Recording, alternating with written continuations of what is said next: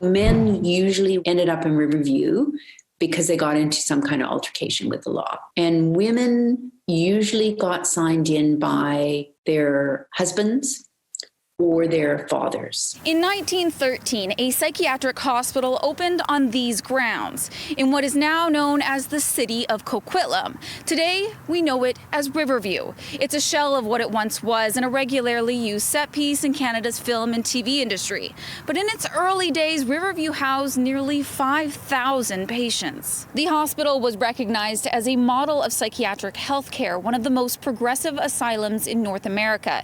It grew to have an acute psychopathic unit, a 675-bed female chronic unit, as well as veterans and tuberculosis units. The property itself had a nursery, a botanical garden, and even an adjacent farm known as Colony Farm, all of which were believed to have therapeutic benefits. By the 1950s, which is when it reached its peak of patient population, it was just like a little city. And while it was modeled to mimic a community, it was one in which residents could not leave. There was a dark side to the institution. At the time, Riverview was known as an insane asylum. Patients were often subjected to practices like electroshock treatments and sterilization, procedures that would become highly criticized in later years. There's a tendency in those large institutional models for abuses to go, unchecked for for many years. There were really no good accountability mechanisms at Riverview. Professor of Health Policy and Management Marina Moreau says after World War II, psychiatric institutions in Canada became overcrowded. In 1950, there were 66,000 patients in psychiatric hospitals across Canada. Most, like Riverview, were over capacity. The so-called quality of care for patients suffered, as did the patients. A lot of these folks had lost connections with their families. Some of the men and women we spoke with, of course, had children some of whom hadn't, seen their children for many years. A lot of grief and loss, and a lot of longing about wanting to have, quote unquote, a normal life. There were probably really good people in the system, and there were probably people who enjoyed having power over. And there were good ideas, but you look and you see the photos of Riverview at the end of that, in that mid-1950s, and the beds are so crowded together. How could that be therapeutic? But the approach to mental health treatment was changing. Over the next few decades, patient numbers continued to drop. And by the 1980s, the province came up with a plan to close Riverview altogether. A decision with lasting repercussions, which would continue to be felt decades after its final patient left. Next time, in part 2 of our series, we take a deeper look at what prompted Riverview's closure and where those who once called it home ended up. In Coquitlam, Ashley Burr, City News. The introduction of psychiatric medications allowed for the possibility in the eyes of people who are treating mental health patients that they could go out and live in the community and live productive lives. After decades of housing and treating thousands of people considered to be mentally ill, in the 1980s, the province of BC developed a plan to close Coquitlam's Riverview Hospital. The approach to mental health was changing, and institutions like Riverview were no longer considered ideal. In the years that followed, Riverview's wards were gradually shut down, and its patients moved out. The major shift in mental health practices started in the 1950s and 60s. Shuttering people away in large institutions was no longer seen as the best approach.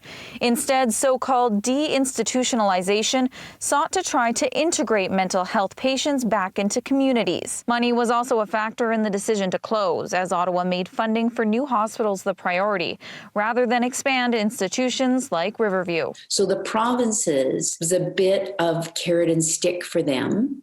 They could build, put a psychiatric ward in at UBC Hospital or Vancouver General Hospital. So they were not. So that was the financial incentive. Community integration for Riverview's patients was a long and complex process. And for some patients who spent decades there, a seemingly impossible one. Professor of Health Policy and Management Marina Moreau tracked down some of the last patients being transferred out of Riverview. During her research, one person in particular caught her eye. They were just going through a list and saying, oh, you could talk to this person, you could talk to this person. And then they said, oh, what's going to happen to Betty, when she gets transferred? She's lived here her whole life. And they were just talking with each other, it wasn't we weren't interviewing them at that point. And I said, what do you mean Betty's lived here her whole life? She goes, oh, well, she was born here at Riverview. And I said, so she, was there anything wrong with her? It's like, well, no, not really. By the 1980s, parts of Riverview were closed entirely as the government continued to move more patients into regional care. So it was like from one facility to another facility. But there was not new investment in community-based mental health care. Despite the gaps in community supports and services for mental health, the final patients were transferred out of Riverview in 2012. And that's when the facility closed its doors. But it wouldn't be for good. The demand for mental health and addiction services didn't go away. In fact, today it's never been greater.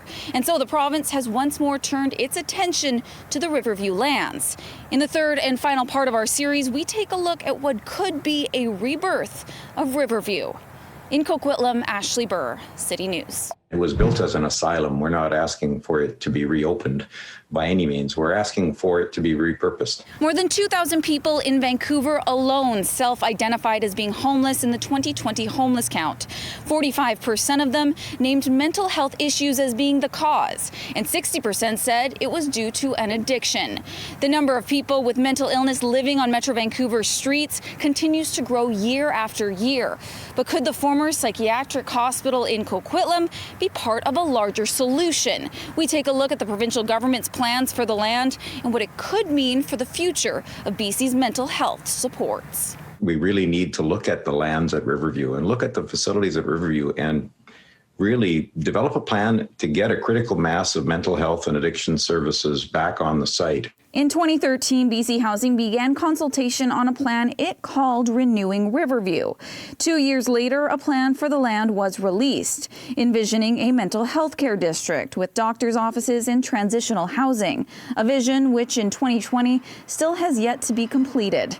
As of today, there are 184 people receiving some form of treatment on the grounds. In a co-interview with BC Housing and the Coquitlam First Nation, who work in partnership on the land, they explained just because the institution shut down doesn't mean the site hasn't grown. Since the hospital's closure in 2012, 5 new facilities were built, and that created 183 new mental health beds.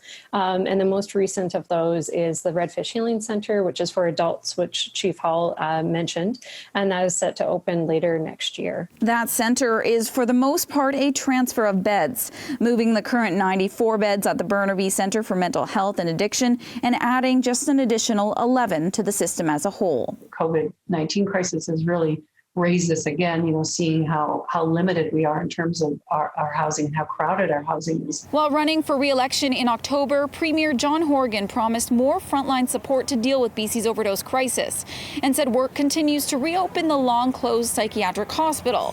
When asked about the delay, BC Housing told City News the provincial election had put things on hold and a larger scale project would be re-evaluated in the coming months. But there are those who think the entire plan is a wrong move and are against the idea of using the land altogether due to its complicated past. It's a place with a heavy history and people have complicated feelings about it. So I'm not sure. that maybe that's not the right place. Riverview could open under the circumstances of using our best knowledge to care for people. Mental health and substance use support advocates continue to say help can't come soon enough for our most vulnerable.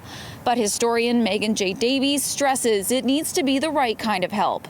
While the asylum is no more, she feels remnants of institutions like Riverview live on in the way treatment is approached even today. The power structures are still there, the attitudes, the stigma, the discrimination, those things are still there, but it's almost like we get to ignore them because the institution itself has disappeared. In Coquitlam, Ashley Burr, City News.